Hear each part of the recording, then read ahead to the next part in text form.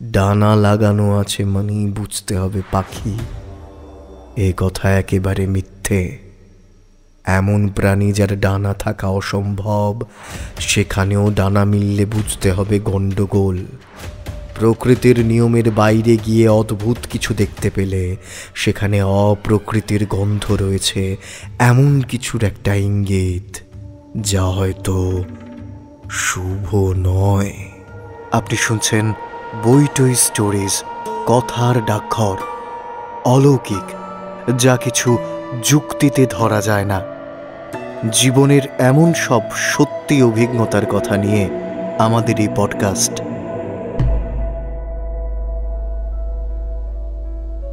ঘটনাটা প্রায় ৩০ বছর আগেকার। তখনও রাজবাড়িগুলো হেরিটেজ হোটেলে পরিণত হওয়া বা এই এখনকার মতো প্যালেস স্টে গোছের কনসেপ্ট চালু হয়নি। সেই সময় আমি, আমার হাজব্যান্ড সুমন্ত এবং তার বন্ধু এবং তার স্ত্রী, আমরা দুই দম্পতি একবার রাজস্থান বেড়াতে গেছিলাম। তখন আমাদের সবারই অল্প বয়স, সদ্য বিয়ে হয়েছে, সবারই একটু অ্যাডভেঞ্চারের শখ। আমরা জেনেছিলাম উদয়পুরের কাছে একটা অফ রুটে একটা রাজবাড়ি আছে যেখানে গেলে থাকার ব্যবস্থা হতে পারে, তাই ঠিক করলাম সেখানেই থাকব। সেই মতো আমরা গিয়ে হাজির হলাম। ৩ রাত আমাদের সেখানে থাকার কথা। প্রথম দিন আমরা যখন গিয়ে পৌঁছলাম তখন বিকেল পার হয়ে গেছে। একজন এসে আমাদের 2টো ঘর খুলে দিয়ে গেল। এই বাড়ির অনেক মহল, ঢুকে যে জায়গা সেটাকে সম্ভবত বাহির মহল বলাই যায়, কারণ সেখানে শুধুই বসার জায়গা। একটা বড় উঠোন পার হয়ে এসে আমরা ডান দিকের সিঁড়ি দিয়ে উঠলাম এল শেপের একটি বারান্দায়। এলের ছোট অংশে একটি ঘর, আর অন্যটি সেই লম্বা অংশের একেবারে শেষ যেখানে সেইখানে, আর তার পাশেই সিঁড়ি। মাঝে আরও অনেক দরজা, কিন্তু সেগুলি যে একটা ঘরেরই দরজা না অনেক ঘরের দরজা সেটা বোঝার কোনো উপায় নেই। সিঁড়ি দিয়ে উঠে সোজা যে অংশ সেখানে একটা বিরাট ছাদ। যে লোকটা আমাদের নিয়ে এসেছিল সে খুবই অল্প বয়সী। তাকে জিজ্ঞাসা করতে বলল যে সে বিশেষ কিছু জানে না, সবে 2 দিন হয়েছে সে এখানে কাজে লেগেছে। ম্যানেজার আজ একটু কাজে বেরিয়ে গেছেন, কাল বিকেলে তিনি ফিরবেন, তিনিই রাজবাড়ির সমস্ত কথা বলতে পারবেন। আমি আর সুমন্ত গেলাম একেবারে কোণের ঘরে। সেদিন আমরা আর বেশি ঘোরাঘুরির সুযোগ পেলাম না। এখানে রাতের খাওয়া দাওয়ার ব্যবস্থা তাড়াতাড়ি, আর আমরাও কিছুটা ক্লান্ত থাকায় খেয়ে ঘুমোতে চলে গেলাম। রাত তখন কটা জানি না, মনে হলো কেউ যেন আমায় ধাক্কা মেরে সরানোর চেষ্টা করছে।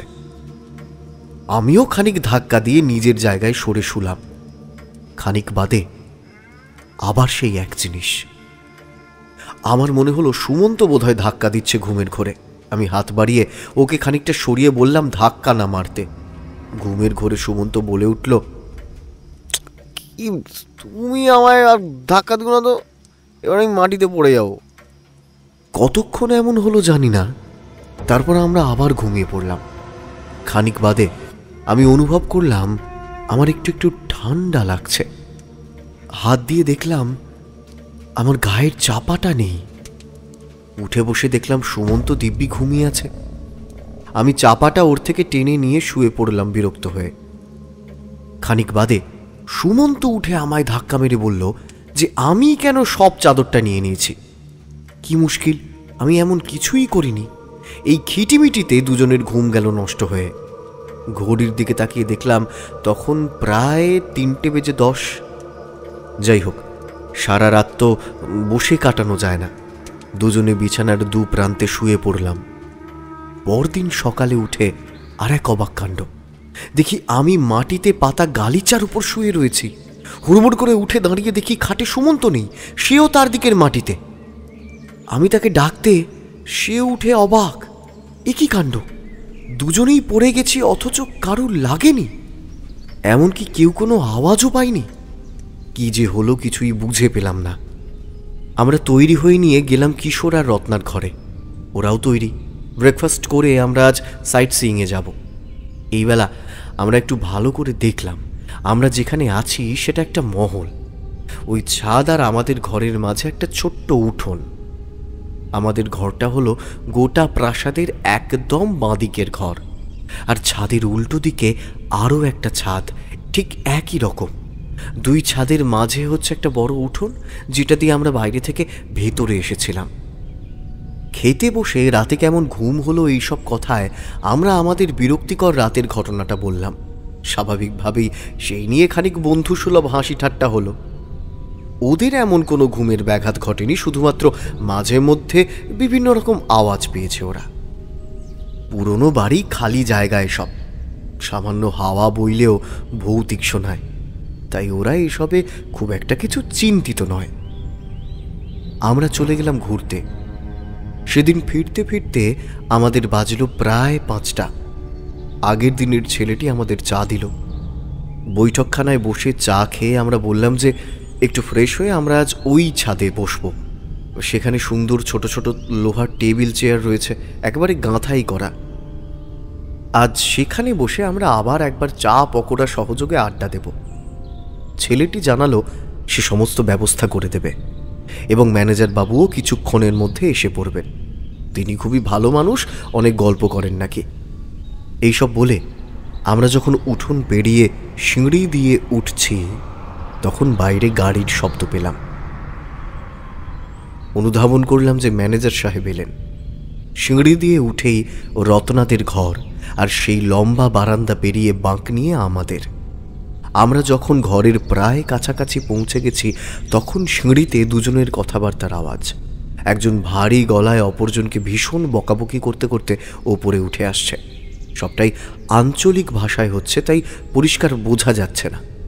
সুমন্ত সেই আওয়াজ শুনে বারান্দার রেলিং ধরে খানিক সেদিকে এগোলো ব্যাপারটা কি বুঝতে। এদিকে আমি এসে ঘরের দরজা খুলতেই ঘটে গেল একটা সাংঘাতিক কাণ্ড।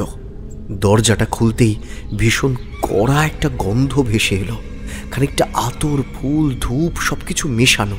আর আমি এক ঝলক যা দেখলাম, গোটা ঘর, খাট সব কিছু ফুল দিয়ে সাজানো, যেমন আমাদের বাঙালি বাড়িতে ফুলসজ্জার রাতে হয়। আর একটা দমকা হাওয়ার ধাক্কায় আমি তীব্র চিৎকারে ভয়ে মাটিতে পড়ে গেলাম। দরজাটা ভীষণ শব্দে নিজেই বন্ধ হয়ে গেল। আর এই সব কিছু ঘটে গেল কয়েক মুহূর্তের মধ্যে। আমি এমনিতেই ভীষণ ভীতু প্রকৃতির মানুষ। এই ঘটনায় আমার সারা শরীর তখন থরথর করে কাঁপছে। ততক্ষণে সেই ম্যানেজার চলে এসেছেন প্রায় ঘর অবধি। আমার চিৎকারে সুমন্ত দৌড়ে এসেছে, রত্নারা বেরিয়ে এসেছে ঘর থেকে। আমায় কোনো মতে সবাই মিলে তুলে ধরে রত্নাদের ঘরে নিয়ে গেল। আমার যা অবস্থা, তাতে আর একটু হলেই আমি জ্ঞান হারাতাম। ম্যানেজার ভদ্রলোক ভীষণ বকাবকি করতে লাগলেন ওই ছেলেটিকে। খানিক বাদে তিনি রত্নাদের ঘরে এসে খুব দুঃখ প্রকাশ করলেন সম্পূর্ণ ঘটনার জন্য, এবং জানালেন যে ছেলেটি নতুন, তাই ভুল করে তাদের উল্টো দিকের মহলে নিয়ে চলে এসেছে। আমাদের থাকার ব্যবস্থা আসলে বাঁদিকের মহলে। আমরা যেন তার সাথে এখনই সেদিকে চলে যাই। আমি জিজ্ঞাসা করলাম যে আমাদের ব্যাগ তো সেই ঘরে। উনি জানালেন কিছুক্ষণ বাদে ওই সমস্ত ব্যাগ উনি নিজ দায়িত্বেই আমাদের ঘরে পৌঁছে দেবেন। উল্টো দিকের মহলের গঠনটা একই রকম, কিন্তু এখানে ঘরগুলো পাশাপাশি। আমাদের পরপর 2টো ঘর দেওয়া হলো। বেশ খানিক বাদে ম্যানেজার নিজে এসে ছাদে লম্ফ জ্বালিয়ে আজ নৈশ ভোজের ব্যবস্থা হবে বললেন, এবং আজকের খাওয়া দাওয়া ওনার তরফ থেকে। আমরা অনেক আপত্তি করতেও তিনি কিছুতেই শুনলেন না। রাতে খেতে বসে আমরা তাকে জিজ্ঞাসা করলাম আগের মহলের ঘটনাটা আসলে কি। তিনি বললেন, এই রাজবংশের একজন রাজার ভীষণ গান বাজনার শখ ছিল। তারই ইচ্ছায় ওই নাচমহল প্রস্তুত হয়। সিঁড়ির পাশের ঘরটি ছিল রাজার নিজের ঘর, আর তারপর লম্বা জলসাঘর। একদম শেষের ঘরটি ছিল রাজার পছন্দের বাইজির সাথে রাত্রি যাপনের ঘর। বিভিন্ন সময় বিভিন্ন বাইজি এসেছে এবং কিছুদিন কাটিয়ে তারা চলেও গেছে। কিন্তু একবার বেনারস থেকে একজন বাইজি এসেছিল। সে ছিল রূপে এবং গুণে সবার থেকে আলাদা, সাক্ষাৎ স্বর্গের অপ্সরাই বলতে পারেন। রাজা সেই বাইজির প্রতি মন দিয়ে বসলেন। বহু বছর ওই ঘরেই তাদের প্রেম লীলা চলতে লাগলো। রাজাও সদাই ওখানেই থাকতেন। একদিন তারা ঠিক করলেন বিয়ে করবেন। রাজপুত ঘরানায় এমন কলঙ্ক সহ্য করা তো যাবে না। একদিন কেউ একটা বিষ দিয়ে সেই বাইজিকে খুন করে দিল। রাজা কাজে বাইরে গেছিলেন, তিনি সেই খবর পেয়ে যখন এসে পৌঁছলেন ততক্ষণে সব শেষ। ওই শোকে রাজা নিজেই নিজের জান নিয়ে নিল। এই ঘটনার পর থেকে ওই মহলে কেউ রাতে থাকতে সাহস পায় না। সবাই মনে করে যে ওরা এখনো ওখানেই নিজেদের অপূর্ণ ইচ্ছে নিয়ে থাকে। ম্যাডাম যা দেখেছেন এরকম দুজন নকরানিও দেখেছিল। তারপর থেকে বিকেলের পর তো কেউ আর যায় না, এমনকি দিনের বেলা সাফাই করতেও কেউ একা যায় না। ম্যানেজার তাই ওই মহলে ঘর দিয়েছে শুনেই ছেলেটাকে বকাবকি করেছিলেন। আমাদের খুব কপাল ভালো যে প্রথম রাতে সেরকম কিছু ঘটেনি। এতক্ষণে আমরা প্রথম রাতে ঘুমের ব্যাঘাতের কারণ বুঝতে পারলাম। সেই রাত এবং পরের রাত নির্বিঘ্নে কাটিয়ে অ্যাডভেঞ্চারের সমস্ত শখ মিটিয়ে আমরা তারপর দিন মাউন্ট আবুর পথে রওনা হলাম।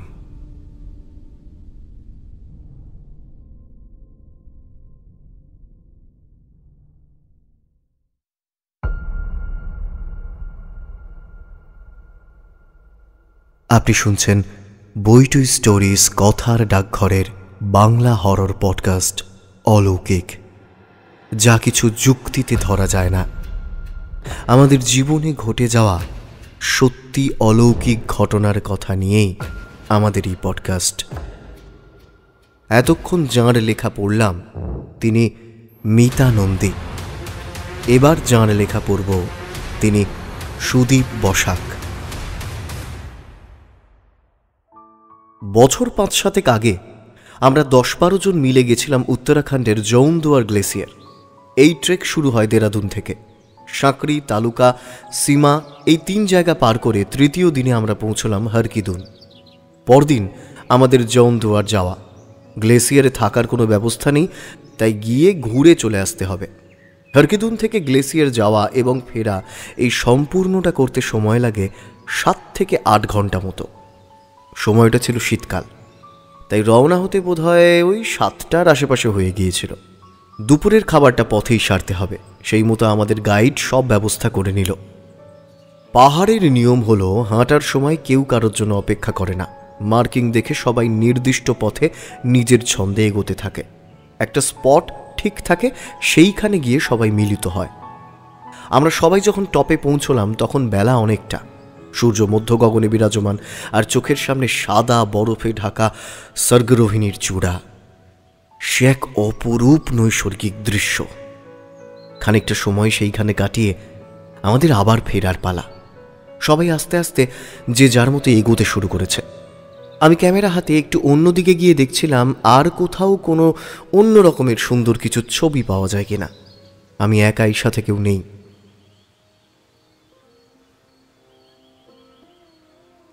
হঠাৎ একটা সুর কানে ভেসে এলো, অথচ চারপাশে কেউ কোথাও নেই। সেই সুর খুবই মিষ্টি, একজন মহিলার কণ্ঠস্বর বলেই মনে হলো। খানিকটা মন দিতে বুঝলাম বাংলা রবীন্দ্রসঙ্গীতের সুর। হ্যাঁ, ঠিক। আমি সেই সুর লক্ষ্য করে একটু একটু করে এগোতে থাকলাম।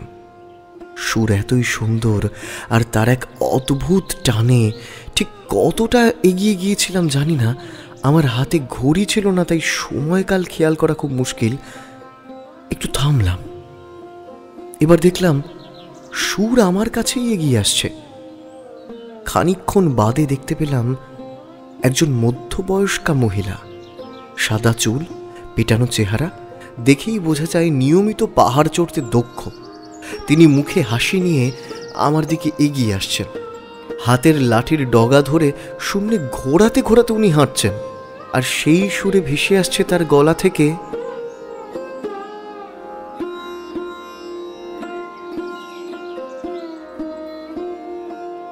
আমি অবাক হয়ে তাকে দেখলাম। তিনি কিন্তু দাঁড়ালেন না, আমায় দেখে কোনো কথাও বললেন না, শুধু আমার দিকে চেয়ে এক মুখ হাসি হেসে গান গাইতে গাইতে নিজের ছন্দে এগিয়ে যেতে লাগলেন। আমার সঙ্গীরা তখন সবাই এগিয়ে গেছে, সামনে তাই সেই মহিলা ছাড়া আর কেউ নেই।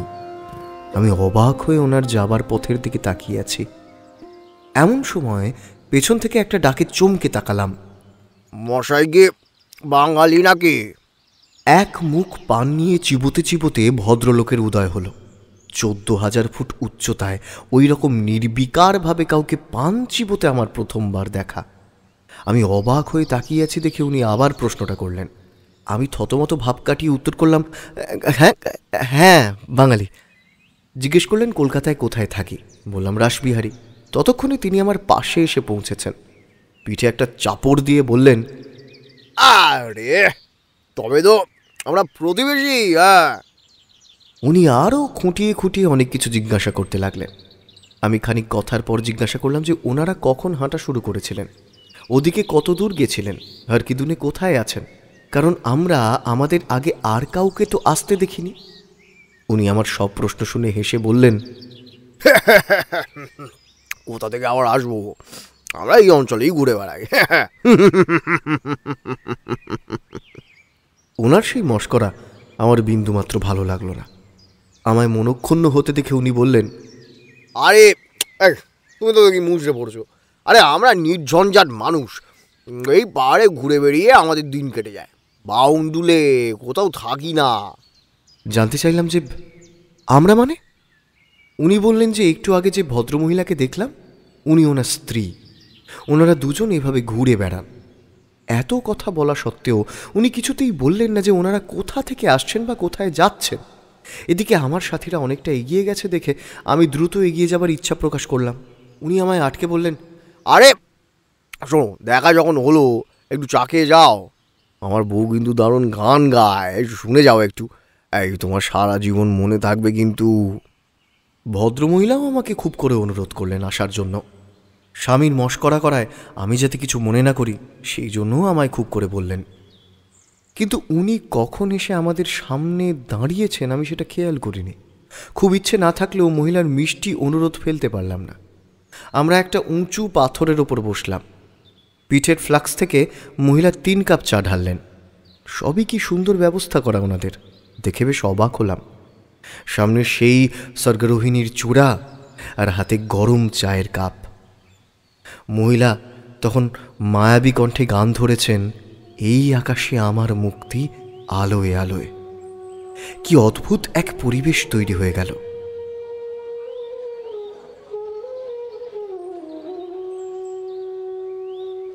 গান শেষ হতেও বেশ খানিকক্ষণ আমরা বসে রইলাম। এবার ভদ্রলোকই বললেন, মশাই ফিরবেন না? আপনার সঙ্গীরা তো অনেক দূরে চলে গেল, এবার আপনাকে খুঁজতে চলে আসবে তো। এইবার আমার টনক নড়ল। আমি উঠে পড়লাম। ওনারা খানিকটা রাস্তা এলেন আমার সাথে। এক জায়গায় এসে রাস্তাটা দুভাগ হয়। একটা মেইন ট্রেক রুট, সেটা চলে যায় সামনে, আর একটা রাস্তা জঙ্গলের দিকে চলে যায়। সেখানে এসে ওনারা বললেন আমায় এগিয়ে যেতে, কারণ ওনারা জঙ্গলের পথ ধরবেন। ওই পথে লোকাল লোক ছাড়া কেউ যায় না। খুব অবাক হলাম। ওরা অদ্ভুতভাবে হাসতে লাগলেন। বললেন আবার কখনো ঠিক দেখা হবে প্রয়োজনে। আমি বলতে যাচ্ছিলাম যে কলকাতা ফিরে দেখা করবেন, এমন সময় পেছন থেকে শুনতে পেলাম আমায় নাম ধরে দুজন ডাকছে। আমি ঘুরে তাকিয়ে দেখলাম আমাদের টিমের দুজন। অনেকটা সময় অতিক্রান্ত দেখে বেশ খানিক ঝুঁকি নিয়েই তারা আমায় খুঁজতে এসেছে, যা পাহাড়ে সচরাচর করা উচিত নয়। আমি সেই দম্পতিকে বিদায় জানানোর উদ্দেশ্যে ঘুরতেই তাদের আর দেখতে পেলাম না। এত দ্রুত ওনারা কোথায় চলে গেলেন? বেলা হয়ে আসছে। কোনো কথা না বলে দ্রুত পায়ে আগে 3 জন রওনা হলাম গন্তব্যের উদ্দেশ্যে। প্রায় 3 ঘন্টা হেঁটে আমরা পৌঁছলাম হারকিদুন। সেখানে এক চা দোকানে সবাই বসতেই প্রথমেই আমাদের একজন বড় দাদা আমায় খুব বকাবকি করলেন যে দলছুটভাবে আমি কেন অন্যদিকে এগিয়ে গেছি। ওই পথে আগেও অনেক দুর্ঘটনা ঘটেছে, নিশ্চিত বিপদ ঘটলে কি হতো। বকাচকার পালা মেটার পর আমি আমার সাথে দেখা হওয়া সেই দম্পতির গল্প বললাম। শুনে আমাদের গাইড এগিয়ে এসে ভালো করে জানতে চাইল যে আমি ঠিক কত দূর গেছিলাম। মোটামুটি বর্ণনা দেবার পর সে বলল, वो लोग आपको बचा लिया साहब, उसके आगे जाते तो लौट नहीं पाते आज। সবটা ভালো করে তাকে বলতে বললাম। সে জানালো একটা নির্দিষ্ট জায়গা পার করে গেলে চারদিকে অত বরফের মধ্যে সাধারণত ট্রেকাররা আর রাস্তা ঠাহর করতে পারে না। পথ ভুল করে ওখানেই ঘুরতে থাকে এবং মারা যায়। এই ঘটনা বেশ কয়েকবার ঘটেওছে। আমরা আসার বেশ কিছু বছর আগে এই দম্পতি ওখানে এসে তুষার ঝড়ের কবলে পড়েন এবং তাদের মৃত্যু হয়। এরপর বেশ কিছু ট্রেকার যারা ওই বিপদ সীমার কাছাকাছি চলে গেছে তাদের এদের সাথে দেখা হয়েছে। ঠিক এভাবেই তারা কথা বলতে বলতে তাদের মূল রাস্তা অবধি পৌঁছে দিয়ে তারপর কোথায় যেন হারিয়ে গেছেন। আমি সব শুনে হতবাক। হাতে পায়ে আর কোনো সার নেই। গরম চা খেয়ে একটু ধাতস্থ হলাম আর মনে মনে চির ঋণী হয়ে রইলাম ওই দম্পতির কাছে, আমার অজান্তেই আমার প্রাণ বাঁচিয়ে ফিরিয়ে দেবার জন্য।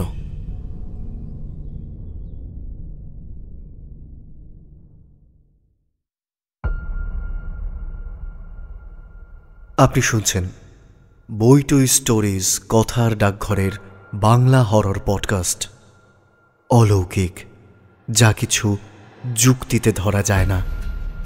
আজ শেষ আপনাদের যাঁর লেখা শোনাব, তিনি আমাদের একটি দীর্ঘ লেখা পাঠিয়েছেন এবং সেই কারণেই অলৌকিকের প্রতি পর্বের শেষ লেখায় এখন থেকে আমরা তাঁর লেখাটি পড়ে শোনাব। আজ সুধাকর সিংহ রায়ের অভিজ্ঞতার প্রথম পর্ব। ডানা লাগানো আছে মানেই বুঝতে হবে পাখি, এ কথা একেবারে মিথ্যে। এমন প্রাণী যার ডানা থাকা অসম্ভব, সেখানেও ডানা মিললে বুঝতে হবে গণ্ডগোল। প্রকৃতির নিয়মের বাইরে গিয়ে অদ্ভুত কিছু দেখতে পেলে বুঝতে হবে সেখানে অপ্রকৃতির গন্ধ রয়েছে, এমন কিছুর একটা ইঙ্গিত যা হয়তো শুভ নয়। ডায়েরির প্রথম পাতাতেই লাল কালো হরফে লেখা এই শব্দগুচ্ছ যদি যে কোনো দোকানে, পুরনো আলমারিতে বা লাইব্রেরির তাকে পেতাম তাহলে এতটা থমকাতাম না। সে তো নবারুণের ফেতরুরা আকাশেই উড়ত, কিন্তু ব্যাপারটা তো নিছক তা নয়। নিছক আলতু ফালতু জায়গায় কারোর ব্যক্তিগত সম্পত্তি হিসেবেও ওটা পড়ে থাকলে ভেবে নিতাম প্রলাপ বা খেয়াল বা নিছক মশকরা। কিন্তু যে অবস্থায় এই ডায়েরি আমার হস্তগত হয়েছে এবং ডায়েরি পাওয়ার মুহূর্ত থেকেই যে আমূল বদল গত কয়েক মাস ধরে আমার সঙ্গে ঘটে চলেছে তা অস্থির রকমের অদ্ভুত এবং অসম্ভব। আমি সুধাকর সিংহ রায়, বিএম কর্পোরেট লিমিটেডের মার্কেটিং বিভাগে কাজ করি। আমার কাজ মূলত রাজ্যের নানা প্রান্তের রসায়নাগারগুলিতে কি কি ধরনের ইকুইপমেন্ট লাগবে তার হিসেব তৈরি করা। আমাদের কোম্পানি থেকে সেই সব যন্ত্রপাতি ঠিক সময়ে সেই সব জায়গায় পৌঁছে দেওয়া হয়। এর জন্য রাজ্যের নানা অংশে আমাকে প্রায়শই ঘুরে বেড়াতে হয়। আমার সরেজমিনে দেখে দেখে নিতে হয় ঠিক কিসের খোঁজ চলছে সেই সব রসায়নাগারে। এমনকি কাজে লাগবে না তবু আছে এমন যন্ত্রপাতিও রিপ্লেস করার জন্য কোম্পানি আমাকে টার্গেট দিয়ে দেয়। ফলত অনেক মানুষকে বুঝিয়ে তার প্রয়োজন নেই এমন সব জিনিসের প্রয়োজন তৈরি করে কোম্পানির সেল বাড়াতে হয়। ব্যাপারটা নিছক সেলসম্যানগিরি হলেও চলে যেত, কিন্তু এই সব ক্ষেত্রে বড় রিস্ক হচ্ছে হয়তো একটি যন্ত্র সরবরাহ হলো এবং সেখানে গণ্ডগোল হলো। সেক্ষেত্রে আমার কোম্পানি চায় যন্ত্রটি গণ্ডগোল করেনি এই কথা প্রমাণ করতে, এবং সেই পরীক্ষাগারটি চায় এই যন্ত্রটি যে আদপেই ত্রুটিপূর্ণ সে কথা প্রমাণ করতে। মাঝখানে দাঁড়িয়ে আমি দুপক্ষের খিস্তি খাই। গত মাসে এরকমই একটি ল্যাব ভিজিটে আমি গিয়েছি সিনেমোর অঞ্চলে। এই জায়গাটা একেবারে দার্জিলিং ঘেঁষা, তুলনায় একটু নিচু একটা গ্রাম। এইরকম একটা গ্রাম যে আদৌ এক্সিস্ট করে আমি তাই জানতাম না। কিন্তু সেই যে হোরেশিওকে একবার হ্যামলেট বলেছিল না, there are more things in heaven and earth Horatio than are dreamed of in your philosophy, to die, to sleep though this be madness yet there is method in't. ধরে নিলামইও তাই। স্বর্গ এবং পৃথিবীর মধ্যিখানে এই গ্রাম সিনেমুর। কোম্পানি আমায় আর যত রকমের অস্বস্তিতে ফেলুক, থাকার জায়গা নিয়ে কোনোদিন কোনো রকম আপোষ করেনি। ফলত এই একটা বিষয়ে আমি বেশ মনোরম তৃপ্তি পাই। নরম বিছানা, গরম জল, দামি মদ সবই থাকে, কিন্তু যা থাকে তাই নিয়ে যদি মানুষের কারবার হতো তাহলে এই পৃথিবীতে সাহিত্যের উদ্ভব হতো না। আর আমি একটু সাহিত্য ঘাঁটতে ভালোবাসি, ফলত যা কিছু নতুন, আনইউজুয়াল, সেই সব কিছুর প্রতি আমার ঝোঁক। আমার কোম্পানি আমাকে সিনেমুর যাওয়ার আগে জানিয়েই দিয়েছিল যে এইখানে হোটেল নেই, তবে কলকাতার মানিকতলায় থাকেন এক ভদ্রলোক, আমাদের কোম্পানিতে একসময় খুব যাতায়াত করতেন, তারই বন্ধুর পুরনো জমিদার বাড়ি আছে এই অঞ্চলেই। সেখানেই আমার থাকার ব্যবস্থা। লং স্টোরি শর্ট, এই বাড়িতে আমি আসি গত মাসের 26 তারিখ, আজ এই মাসের 21। আমার 3 দিনের কাজ ছিল এখানে, কিন্তু আজ প্রায় 25-26 দিন এই বাড়ি ছেড়ে আমি নড়তে অবধি পারিনি। আমায় স্থবির করে রেখেছে বলা ভালো, আটকে রেখেছে এই একটি ডায়েরি। হ্যাঁ, এই একটি ডায়েরি, যার কথা আমি আপনাদের বলছি। ঘটনাটি আমার কাজ শেষ হওয়ার দিন, অর্থাৎ 3 নম্বর দিন ঘটে। আমার বিকেলের মধ্যে কাজ মিটে যাওয়ায় আমি সেই দিন স্থানীয় দোকান থেকে দামি হুইস্কি কিনে আনি। রামকুমার চট্টোপাধ্যায় চালিয়ে সন্ধে থেকেই ভাজা মোমো দিয়ে অল্প অল্প চলছিল। মনে মনে ভাবছিলাম, এই যে ক্রমাগত লোককে মিথ্যে বলে বুঝিয়ে তার কল্যাণ হবে, এইসব টুপি পরিয়ে কোম্পানির লাভ করাচ্ছি, সেই পয়সায় মদও খাচ্ছি, নিজে কেমন যেন ছোট হয়ে যাচ্ছি না? আসলে 3 পেগ পড়লে এরকম আফসোস আমার হয়, আপনাদের হয় কিনা জানি না। যাই হোক, আরও 1.5 পেগ পর ভাবলাম, এই বিত্তবান লোকেদের ঠকিয়ে কোম্পানিতে কাজ করে এমন কত মধ্যবিত্ত লোকের মুখে আমি অন্ন তুলে দিচ্ছি, এটাও তো একটা রেভলিউশন। 6 নম্বর পেগে আমি অচঞ্চল স্থবির মনে আমার ছোটবেলার দাদু ভাইয়ের কথা মনে করি। আর হঠাৎ আমার 7 এবং শেষ পেগটা তুলতে গিয়ে দেখি গ্লাসটা ফাঁকা। এখন বিষয় হচ্ছে, যারা ভালোবেসে মদ খান তারা মদের আচরণ সম্পর্কে পূর্ণ ওয়াকিবহাল থাকেন। আমি প্রত্যেক পেগে যতই বেসামাল হই, আমি জানি জল কতটা, সোডা কতটা, বরফ ককুচি। ফলত আমি খাওয়ার আগেই মদ শেষ হয়ে যাওয়ার ঘটনায় আমি কার্যত বিস্মিত এবং দুর্দান্ত অবাক। আমি আবারও মদ ঢালি এবং গ্লাসের দিকে তাকিয়ে বসে থাকি। হঠাৎ মাথার উপর ডানা ঝাপটানোর আওয়াজ পাই, আর তাকিয়ে দেখি মাথার উপরে ঝাড় লণ্ঠনটা দুলছে। মুখ নামিয়ে সামনে তাকাই, টেবিলের উপর গ্লাস ফাঁকা। ভেতরটা ছেদ করে ওঠে, কথা সরে না কয়েক মুহূর্ত। আবার একটা ডানা ঝাপটের আওয়াজ এবং লণ্ঠন সমেত সমস্ত আলোর গুম হয়ে যাওয়া। আমার 6 পেগের আশ্রিত আরাম নিমেষে খতম। ফোন হাতাড়াই। আমার স্পষ্ট মনে আছে, আমার ডান পাশে ফোন রেখে আমি গান শুনছিলাম। মাঝে মাঝে আমার স্রোতের মেসেজ ঢুকছিল।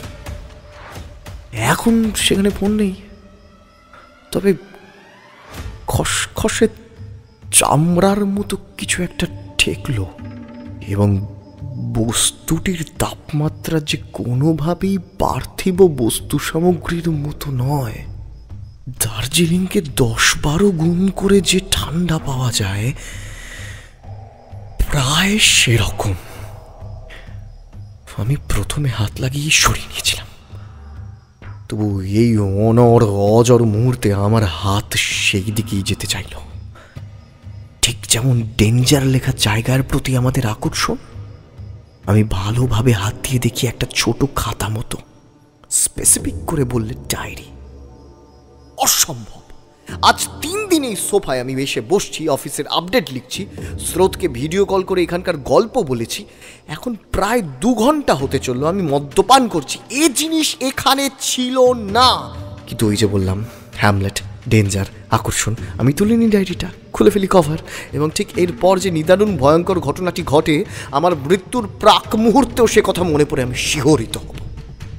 ম্যাটম্যাটে ঝোলানো আলোর ঘরে এখন চতুর্দিকে উজ্জ্বল লণ্ঠন বিশেষের আলো জ্বলছে। সেই সব লণ্ঠনের মধ্যে থেকেই বেরিয়ে আসছে সবুজ আলো। অদূরে কোথাও মিহি স্বরে এসরাজ বাজছে কি। তীব্র আতরের গন্ধে আমার বুকটা কলবলিয়ে উঠছে। ডানা ঝাপটের আওয়াজ হলো আবার। মাথার উপর তাকিয়ে দেখি ঝাড়বাতি আর দুলছে না। কোলের মধ্যে একটু আগে যে ডায়েরিটা খুলেছি তার প্রথম পাতায় ভেসে উঠছে লেখা, ডানা লাগানো আছে মানেই বুঝতে হবে পাখি। এ কথা একেবারে মিথ্যে। এমন প্রাণী যার ডানা থাকা অসম্ভব, সেখানেও ডানা মিললে বুঝতে হবে গণ্ডগোল। প্রকৃতির নিয়মের বাইরে গিয়ে অদ্ভুত কিছু দেখতে পেলে সেখানে অপ্রকৃতির গন্ধ রয়েছে, এমন কিছুর একটা ইঙ্গিত, যা হয়তো শুভ নয়। এবং আমার হঠাৎ অনুভব হয় আমার সামনের মদের আয়োজন জমানো টেবিলে কেউ একজন বসে আছেন।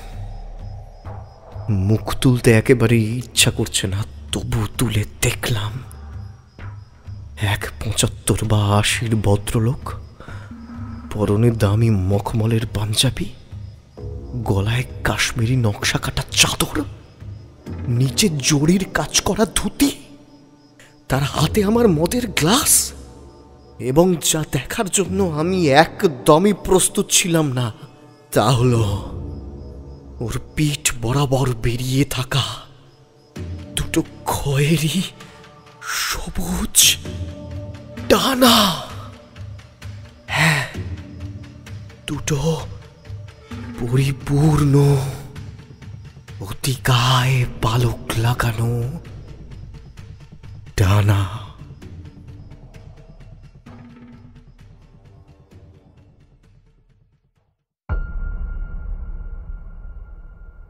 সুধাকর সিংহ রায়ের লেখার প্রথম পর্ব আজ এখানেই শেষ।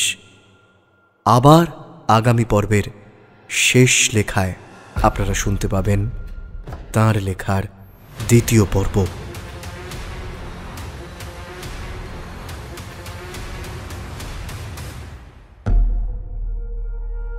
অলৌকিক অভিজ্ঞতার কথা আজকের মতো এই পর্যন্তই।